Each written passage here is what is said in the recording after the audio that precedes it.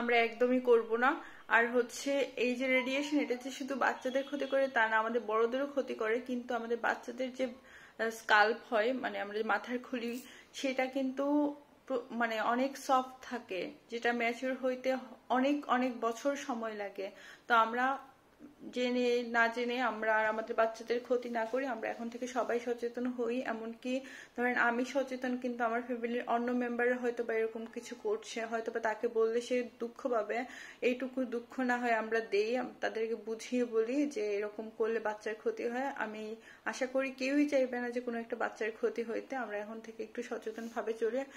এমনকি এইসব কারণে এখনকার সময়ে দেখবেন অনেক বাচ্চারাই হচ্ছে কথা বলতে চায় না।